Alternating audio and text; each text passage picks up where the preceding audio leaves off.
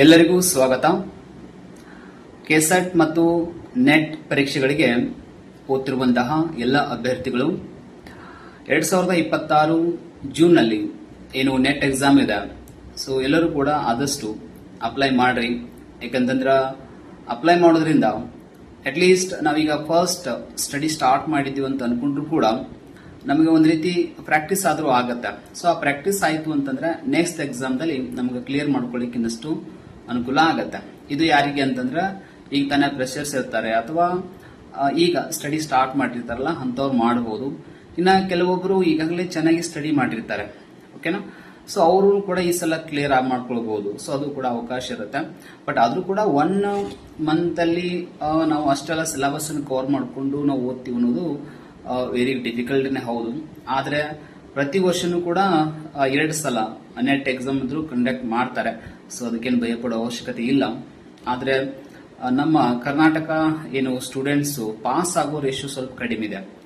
Over all ಇಂಡಿಯಾದಾಗ ನಾವು compare ಮಾಡಿದ್ರೆ ಸ್ವಲ್ಪ ಕಡಿಮೆ ಇರೋದ್ರಿಂದ ಅದಕ್ಕೆ ನಾವು ಹೆಚ್ಚು ಇಂಪಾರ್ಟೆನ್ಸ್ ಅನ್ನ ಕೊಡಬೇಕಾಗಿದೆ. ಜೊತೆಗೆ ನೆಟ್ ಎಕ್ಸಾಮ್ ದಲ್ಲಿ JRF ಅಂತೇಳಿ ಒಂದು ಸ್ಪೆಷಲ್ ನಿಮಗೆ ಆಫರ್ ಇದೆ. ಸೊ ಅದನ್ನು ಕ್ಲಿಯರ್ ಮಾಡ್ಕೊಂಡವರು ಕೂಡ ಬಹಳ ಬೆನಿಫಿಟ್ ಇರುವಂತದ್ದು. ಅದು ಓಕೆ. ಈಗ ನೆಟ್ ಎಕ್ಸಾಮ್ದು ಆಲ್ಮೋಸ್ಟ್ ನಮಗ ಅದು ಓಕೆ. ಬಟ್ ಆದ್ರೆ ಬಹಳ ನಮ್ಮ ಕರ್ನಾಟಕದಲ್ಲಿ ಆಸ್ಪಿರೆಂಟ್ಸ್ ಈ ಕೆಸೆಟ್ ಎಕ್ಸಾಮ್ ಮೇಲೆ ಬಹಳ ಡಿಪೆಂಡ್ ಆಗಿದ್ದಾರೆ.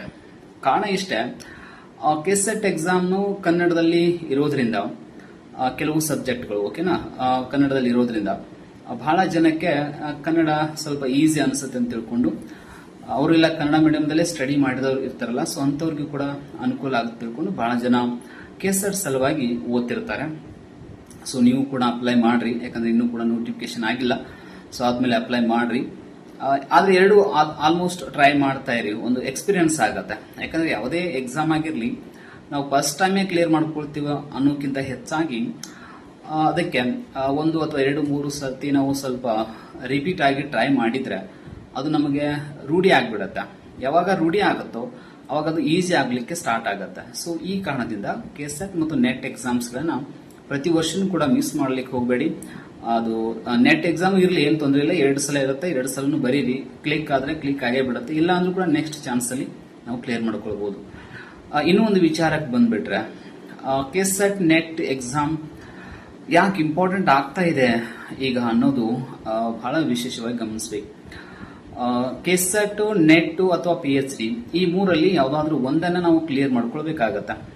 ಯಾಕಂದ್ರೆ ನಾವು ಮುಂದೆ ಅಸಿಸ್ಟೆಂಟ್ ಪ್ರೊಫೆಸರ್ ಎಕ್ಸಾಮ್ ಏನು ತಯಾರಿ ಮಾಡ್ಕೊಳ್ತಾ ಇದೀವಲ್ಲ, ಸೊ ಅದ್ರ ಸಲುವಾಗಿ ನಾವು ಎಲಿಜಿಬಲ್ ಆಗ್ಬೇಕಾಯ್ತು ಅಂತಂದ್ರೆ ಅಥವಾ ಯೂನಿವರ್ಸಿಟಿ ಲೆವೆಲ್ ಕೂಡ ನೀವು ಎಲಿಜಿಬಲ್ ಆಗ್ತೀರಿ. ಸೊ ಹಾಗಾಗಿ ಕೆಸೆಟ್ ಅಥವಾ ನೆಟ್ ಅಥವಾ PhD ಅಲ್ಲಿ ಯಾವ್ದಾದ್ರು ಒಂದನ್ನ ನೀವು ಕ್ಲಿಯರ್ ಮಾಡ್ಕೊಳ್ಬೇಕು. ಬಟ್ PhD ಸ್ವಲ್ಪ ಲಾಂಗ್ ಟರ್ಮ್ ಇರೋದ್ರಿಂದ ಬಹಳ ಜನ ಮಾಡೋದು ಕಡಿಮೆ.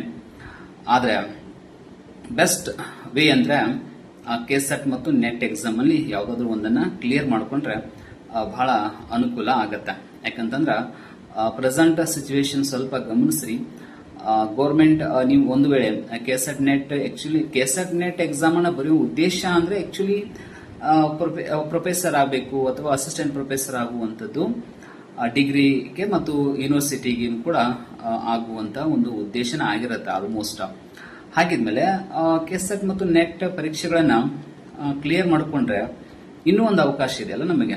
ಯಾವುದು ಅಂತಂದ್ರೆ ಡಿಗ್ರಿ ಕಾಲೇಜ್ ಗೆಸ್ಟ್ ಲೆಕ್ಚರ್ ಆಗಿ ವರ್ಕ್ ಮಾಡಬಹುದು. ಈಗಲಂತರೂ ಸ್ಯಾಲರಿ ಕೂಡ ಹೆಚ್ಚು ಮಾಡಿದ್ದಾರೆ. ಇದು ಒಳ್ಳೆ ಬೆನಿಫಿಟ್ ಇದೆ. ಯಾಕಂದ್ರೆ ಬಹಳ ಜನ ಈಗ 2025ರಲ್ಲಿ ಏನಾಯಿತು ಅಂತಂದ್ರೆ ನಮ್ಗೆಲ್ಲ ಗೊತ್ತಿದೆ, ಕೆಸೆಟ್ ಮತ್ತು ನೆಟ್ ಅಥವಾ PhD 3ರಲ್ಲಿ ಯಾವುದು ಕ್ಲಿಯರ್ ಆಗಿರುತ್ತೋ, ಸೊ ಯಾರು ಎಲಿಜಿಬಲ್ ಆಗಿರುತ್ತೋ ಅಂತವ್ರಿಗೆ ಮಾತ್ರ ಗೆಸ್ಟ್ ಲೆಕ್ಚರ್ ಆಗಿ ತೆಗೆದುಕೊಳ್ತೀವಿ. ಹಂಗ ಯಾರು ಓನ್ಲಿ ಕೇವಲ ಎಕ್ಸ್ಪೀರಿಯನ್ಸ್ ಮಾತ್ರ ಆಗಿದೆ, ಕೆಲವೊಬ್ರು 10 ವರ್ಷನ ಆಗಿದೆ, ಕೆಲವೊಬ್ರು 15 ವರ್ಷನೂ ಕೂಡ ಆಗಿದೆ. ಬಟ್ ಅವ್ರು ಏನಾಗಿಲ್ಲ ಅಂತಂದ್ರೆ ಕೆಸೆಟ್ ಅಥವಾ ನೆಟ್ ಅಥವಾ PhD ಯಾವುದನ್ನು ಕೂಡ ಮಾಡ್ಕೊಂಡಿಲ್ಲ. ಹೀಗಾಗಿ ಅವರು ಆ ಜಾಬ್ ಅನ್ನ ಕಳೆದುಕೊಳ್ಬೇಕಾಯಿತು. ಹೀಗಾಗಿ ಎಷ್ಟೋ ಜನ ಈಗ ಹೊರಗಿದ್ದಾರೆ. ಕೆಸೆಟ್ ಮತ್ತು ನೆಟ್ ಮುಗಿಸ್ಕೊಂಡವರು ಈಗ ಜಸ್ಟ್ ಫ್ರೆಷರ್ಸ್ ಇದ್ರು ಕೂಡ ಅವರು ಕೆಸೆಟ್ ಮತ್ತು ನೆಟ್ ಎಕ್ಸಾಮ್ ಕ್ಲಿಯರ್ ಮಾಡಿಕೊಂಡು ವರ್ಕ್ ಮಾಡ್ತಾ ಇದ್ದಾರೆ. ಸೊ ಈ ಕಾರಣದಿಂದ ಇಂಥ ಅವಕಾಶಗಳು ಕೂಡ ಮಿಸ್ ಆಗ್ತಾವ. ನಾವು ಮಾಸ್ಟರ್ ಡಿಗ್ರಿ ಮಾಡಿವಂತಂದ್ರೆ ನಮಗೆ ಆ ಮಾಸ್ಟರ್ ಡಿಗ್ರಿಗೆ ವ್ಯಾಲ್ಯೂ ಬರಬೇಕಾಯ್ತು ಅಂತಂದ್ರೆ ನಾವು ಕೆಸೆಟ್ ನೆಟ್ ಎಕ್ಸಾಮ್ಸ್ ಅನ್ನ ಕ್ಲಿಯರ್ ಮಾಡಿಕೊಳ್ಳಬೇಕು ಮತ್ತು ಅಷ್ಟು ಸಾಮರ್ಥ್ಯ ಹೊಂದಿರಬೇಕು, ಅಥವಾ PhD ಆದರೂ ಮಾಡ್ಕೊಳ್ಳಬೇಕು. ಸೊ ಯಾವುದಾದ್ರೂ ಒಂದನ್ನ ಮಾಡಿಕೊಂಡ್ರೆ ಅನುಕೂಲ ಆಗತ್ತೆ. ಜೊತೆಗೆ ಈಗ ಓದುವಂತಹ ವಿಧಾನಕ್ಕೆ ಸಂಬಂಧಪಟ್ಟಂತೆ ಈಗಾಗಲೇ ನಾನು ಬಹಳ ಹಿಂದಿನ ಕ್ಲಾಸಲ್ಲಿ ಕೂಡ ಅದರ ಬಗ್ಗೆ ಬಹಳ ವಿಷಯಗಳನ್ನ ಹೇಳಿರ್ತೇನೆ. ಫಸ್ಟ್ ಪೇಪರ್ಗೆ ಸ್ವಲ್ಪ ಇಂಪಾರ್ಟೆನ್ಸ್ ಕೊಡ್ರಿ, ಯಾಕಂತಂದ್ರೆ ನಿಮ್ಮ ಸಬ್ಜೆಕ್ಟ್ ಅಲ್ಲಿ ಆಲ್ಮೋಸ್ಟ್ ಬಹಳ ಜನಕ್ಕೆ ಸಬ್ಜೆಕ್ಟ್ ಅಲ್ಲಿ ಸ್ವಲ್ಪ ಪ್ರಾಬ್ಲಮ್ಸ್ ಇದ್ದೇ ಇರ್ತಾವ. ಯಾಕಂದ್ರೆ ಸಬ್ಜೆಕ್ಟ್ ಹೆಂಗಿರ್ತಾವ ಅಂದ್ರೆ ನೀವು ಎಷ್ಟೇ ಮಾಸ್ಟರ್ ಡಿಗ್ರಿ ಮುಗಿಸಿದ್ರು ಕೂಡ ನಿಮಗೆ ಗ್ರಿಪ್ ಸಿಗಬೇಕಾಯ್ತಂದ್ರೆ ಅದು ಟೈಮ್ ತೆಗೆದುಕೊಳ್ಳುತ್ತೆ. ಏನೋ ಒಂದು ಮಾಸ್ಟರ್ ಡಿಗ್ರಿಯಲ್ಲಿ ಒಂದು ಸ್ವಲ್ಪ ಸಿಲೆಬಸ್ ಇರುತ್ತೆ, ಆ ಸಿಲೆಬಸ್ ಓದ್ಕೊಂಡಿರ್ತೀರಿ, ಅದು ಓಕೆ.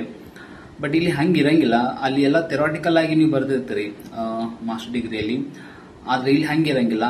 ಅಬ್ಜೆಕ್ಟಿವ್ ಟೈಪ್ ಕ್ವಶನ್ಸ್ ಇರೋದ್ರಿಂದ ಮತ್ತು ಆ ಕ್ವಶನ್ಸ್ಗಳು ಬಹಳ ಡಿಫಿಕಲ್ಟ್ ಲೆವೆಲ್ ಅಲ್ಲಿ ಮತ್ತೆ ಬಹಳ ಟ್ವಿಸ್ಟ್ ಮಾಡಿ ಕ್ವಶನ್ಸ್ ಅನ್ನ ಕೇಳೋದ್ರಿಂದ ಮತ್ತು ಹೆಚ್ಚು ಟೈಮ್ ತೆಗೆದುಕೊಳ್ಳುತ್ತೆ. ಒಂದು ಕ್ವಶನ್ ನಮಗೆ ಅರ್ಥ ಆಗಬೇಕಾಯ್ತಂದ್ರೆ ಹೆಚ್ಚು ಟೈಮ್ ತೆಗೆದುಕೊಳ್ಳುತ್ತೆ. ಹೀಗೆ ಇರೋದ್ರಿಂದ ನಾವು ಆದಷ್ಟು ಪ್ರಾಕ್ಟೀಸ್ ಮಾಡಿದ್ರೆ ಮಾತ್ರ ಈ ಎಕ್ಸಾಮ್ಸ್ ಗಳನ್ನ ಕ್ಲಿಯರ್ ಮಾಡ್ಲಿಕ್ಕೆ ಸಾಧ್ಯ ಇದೆ. ಇಲ್ಲ ಅಂತಂದ್ರೆ ಬಹಳ ಡಿಫಿಕಲ್ಟ್ ಆಗತ್ತೆ. ಈಗ ಸ್ಪೆಷಲ್ ಆಗಿ ಫಸ್ಟ್ ಪೇಪರ್ಗೆ ಇಂಪಾರ್ಟೆನ್ಸ್ ಅನ್ನು ಕೊಡ್ರಿ. ಯಾಕಂದ್ರೆ ಕಾಮನ್ ಆಗಿ ಫಸ್ಟ್ ಪೇಪರ್ ಜಾಸ್ತಿ ನೀವು ವರ್ಕ್ ಮಾಡಿರ್ತೀರಿ. ಯಾಕಂದ್ರೆ ನೀವು ಕಾಂಪಿಟೇಟಿವ್ ಎಕ್ಸಾಮ್ ಅಂತ ಓದಿರ್ತೀರಿ, ಅಥವಾ ಎಲ್ಲೆಲ್ಲೋ ಸ್ವಲ್ಪ ಓದಿದಾಗ ಸ್ವಲ್ಪ ಫಸ್ಟ್ ಪೇಪರ್ ನಿಮ್ಗೆ ಒಂದು ಬೇಸ್ ಇರುತ್ತೆ.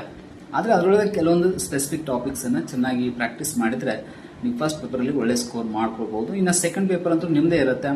ಅದಕ್ಕಾಗಿ ನೀವು ಸ್ಪೆಷಲ್ ಆಗಿ ಏನಾದ್ರೂ ಹೊಸ ಕ್ಲಾಸಸ್ ಅನ್ನ ಕೇಳೋದಾಗಿರ್ಬೋದು, ಅಥವಾ ನೀವೇ ಸೆಲ್ಫ್ ಸ್ಟಡಿ ಮಾಡೋದಾಗಿರ್ಬೋದು. ಹೀಗೆ ಮಾಡ್ತಾ ಹೋದ್ರೆ ಅದು ಕೂಡ ನಿಮಗೆ ಸಾಧ್ಯ ಇದೆ. ಓಕೆನಾ?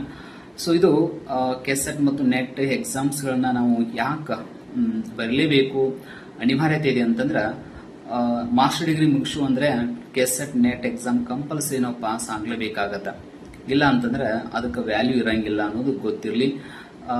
ವ್ಯಾಲ್ಯೂ ಅಂತಂದ್ರೆ ನೀವು ಡಿಗ್ರಿ ಆಫ್ಟರ್ PUC ಮೇಲೆ ಹೋದ್ರೆ ನೋ ಪ್ರಾಬ್ಲಮ್, ಅಲ್ಲಿ ಅಷ್ಟ ಬೇಕಾಗತ್ತ.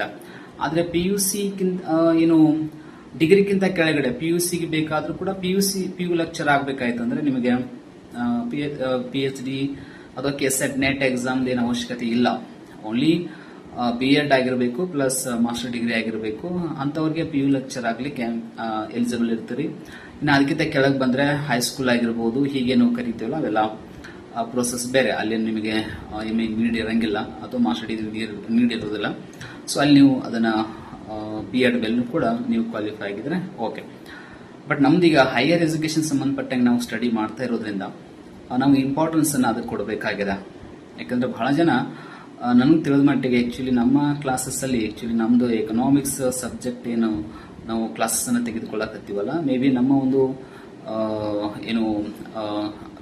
ಏನು ಕ್ಲಾಸ್ ಅಲ್ಲಿ ಆಲ್ಮೋಸ್ಟ್ ನಮ್ಮ ಒಂದು 4-5 ಬ್ಯಾಚ್ಗಳಲ್ಲಿ ಮೇ ಬಿ 200ಕ್ಕಿಂತ ಹೆಚ್ಚು ಜನ ಕ್ಲಾಸಸ್ ಅನ್ನು ಕೇಳ್ತಿದ್ದಾರೆ. ಅಂದ್ರೆ ಕಾಂಪಿಟೇಷನ್ ನೋಡಿ ಗೊತ್ತಾಗುತ್ತೆ ನಮಗೆ, ಈ ಲೆವೆಲ್ ಕಾಂಪಿಟೇಷನ್ ಇದೆ. ಇದು ಕೇವಲ ನಮ್ಮ ಕ್ಲಾಸಸ್ಗೆ ಜಾಯಿನ್ ಆದವರು 8 ಜನ ಇದ್ದಾರೆ, ಅಂದ್ರೆ 200ಕ್ಕಿಂತ ಹೆಚ್ಚು ಜನ ಇದ್ದಾರೆ. ಅಂದ್ರೆ ಬೇರೆ ಬೇರೆ ಬ್ಯಾಚ್ಗಳಲ್ಲಿ ಎಷ್ಟು ಜನ ಇದ್ದಾರೆ. ಇನ್ನ ಇಡೀ ಕರ್ನಾಟಕದಲ್ಲಿ ಬೇರೆ ಬೇರೆ ಅಕಾಡೆಮಿಗಳು, ಕೋಚಿಂಗ್ ಇನ್ಸ್ಟಿಟ್ಯೂಷನ್ಗಳು ಎಲ್ಲ ಕೂಡ ಕ್ಲಾಸಸ್ ಮಾಡ್ತಾ ಇದ್ದಾವ. ಸೊ ಅಲ್ಲಿ ಕೂಡ ಬಹಳ ಜನ ಜಾಯಿನ್ ಆಗಿರ್ತಾರೆ. ಹೀಗಿದ್ಮೇಲೆ ಆಕ್ಚುಲಿ ಇವರೆಲ್ಲ ಯಾರು ಅಂತಂದ್ರೆ ಮಾಸ್ಟರ್ ಡಿಗ್ರಿ ಮುಗಿಸಿದವರು. ಓಕೆನಾ? ನಮ್ಮ ಜೊತೆ ಕಾಂಟ್ಯಾಕ್ಟ್ ಇರೋರು, ನಮ್ಮ ಕ್ಲಾಸಸ್ ಅನ್ನ ಕೇಳ್ತಾ ಇರೋರು ಸಾಮಾನ್ಯರಲ್ಲ. ಇವರು 2 ಡಿಗ್ರಿಯನ್ನ ಮುಗಿಸಿರ್ತಾರೆ, ಕೆಲವೊಬ್ರು 3 ಡಿಗ್ರಿಯನ್ನ ಮುಗಿಸಿರ್ತಾರೆ, B.Ed ಮಾಡಿರ್ತಾರೆ ಕೆಲವೊಬ್ರು. ಓಕೆನಾ? ಅಂತವ್ರೆಲ್ಲ ನಮ್ಮ ಕ್ಲಾಸಸ್ ಅನ್ನ ಕೇಳ್ತಾ ಇದ್ದಾರೆ. ಹಾಗಾಗಿ ಕಾಂಪಿಟೇಷನ್ ಅಂದ್ರೆ ಯಾವ ಲೆವೆಲ್ ಇರುತ್ತೆ ಅನ್ನೋದು ಸ್ವಲ್ಪ ವಿಚಾರ ಮಾಡಿ. ಆದ್ರೆ ರಿಯಲ್ ಕಾಂಪಿಟೇಷನ್ ಬಗ್ಗೆ ಮಾತ್ರ ವಿಚಾರ ಮಾಡಬೇಕು. ಓಕೆನಾ? ಓವರ್ ಅಲ್ಲ. ಓವರ್ ಅಂದ್ರೆ ಹೆಂಗಾಗತ್ತೆ, ಅದ್ರಲ್ಲಿ ಎಲ್ಲರೂ ಬಂದ್ಬಿಡ್ತಾರೆ. ಬಟ್ ರಿಯಲ್ ಕಾಂಪಿಟೇಟರ್ಸ್ ಬಹಳ ಕಡಿಮೆ ಇರ್ತಾರೆ. ಅಷ್ಟೇ ಒಂದು 15 to 20% ಅಷ್ಟೇ ಹೈ ಲೆವೆಲ್ ಕಾಂಪಿಟೇಷನ್ ಇರುತ್ತೆ. ಅವ್ರು ಮಾತ್ರ ಆ ಲೆವೆಲ್ ಕಾಂಪಿಟೇಷನ್ ಮಾಡುವಷ್ಟು ಎಬಿಲಿಟಿ ಪಡ್ಕೊಂಡಿರ್ತಾರೆ. ಇನ್ನು ಉಳಿದವ್ರು ಏನು ಹಂಗೇನು ಇರಂಗಿಲ್ಲ. ಆಲ್ಮೋಸ್ಟ್ ಅವರು ಫಸ್ಟ್ ಟೈಮ್ ಅಟೆಂಪ್ಟ್ ಮಾಡ್ತಿರ್ತಾರೆ, ಅಥವಾ ಏನೋ ಒಂದು ಓದು ಅವರಿಗೆ ಗ್ರಿಪ್ ಸಿಕ್ಕಿರಂಗಿಲ್ಲ, ಸಬ್ಜೆಕ್ಟ್ ಅನ್ನು ಸ್ಟಡಿ ಮಾಡುವಂತ ಮೆಥಡ್ ಗೊತ್ತಾಗಿರಂಗಿಲ್ಲ, ಅಥವಾ ಅವರಿಗೆ ಸಬ್ಜೆಕ್ಟ್ ಅನ್ನು ಓದಿದ್ರು ಅರ್ಥ ಆಗ್ತಿರಂಗಿಲ್ಲ. ಸ್ವಲ್ಪ ಟೈಮ್ ತೆಗೆದುಕೊಳ್ತಾ ಇರುತ್ತೆ, ಪ್ರಾಕ್ಟೀಸ್ ಮಾಡಬೇಕಾಗತ್ತೆ.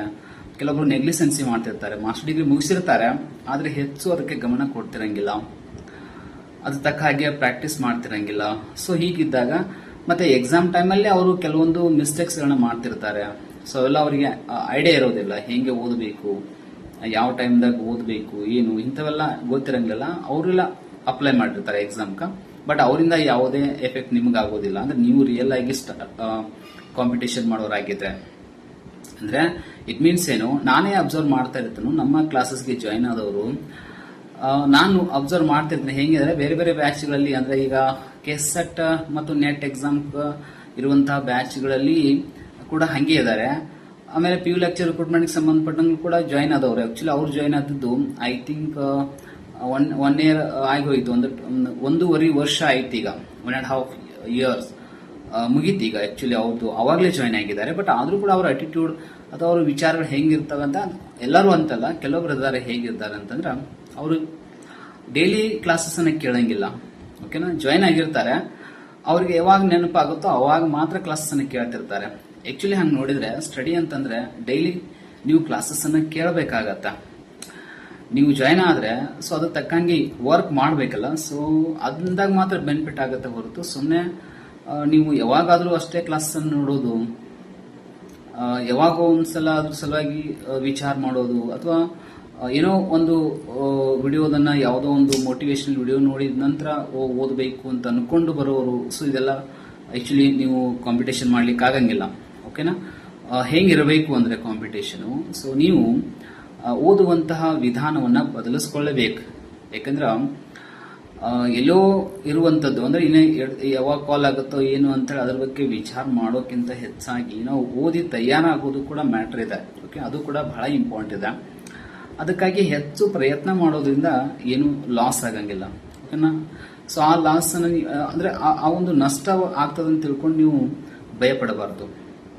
ಅದಕ್ಕೆ ಯಾರ್ಯಾರು ಈಗ ನಾನು ಈ ಒಂದು ವಿಡಿಯೋ ಮೂಲಕ ಕೂಡ ಅದನ್ನೇ ಹೇಳಕತ್ತೇನು.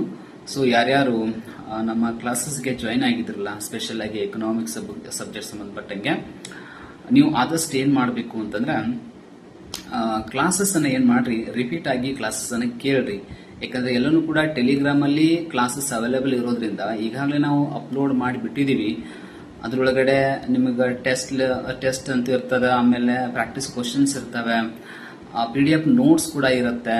ಆಮೇಲೆ ನೆಕ್ಸ್ಟ್ ಅದಕ್ಕೆ ಸಂಬಂಧಪಟ್ಟಂಗೆ ಡೆಪ್ತ್ ಇನ್ಫಾರ್ಮೇಶನ್ ಕೂಡ ಅವೈಲೇಬಲ್ ಇರುತ್ತೆ. ಸೊ ಅದನ್ನೆಲ್ಲ ಪ್ರಾಕ್ಟೀಸ್ ಮಾಡ್ರಿ ಕಂಟಿನ್ಯೂ ಆಗಿ. ನಾವು ಎಲ್ಲಿವರೆಗೆ ನಿಮ್ಗೆ ಕ್ಲಾಸ್ ಅವೈಲೇಬಲ್ ಮಾಡ್ತೀವಲ್ಲ ಅಲ್ಲಿವರೆಗಿನಾದ್ರೂ ಕಂಟಿನ್ಯೂ ನೋಡ್ರಿ.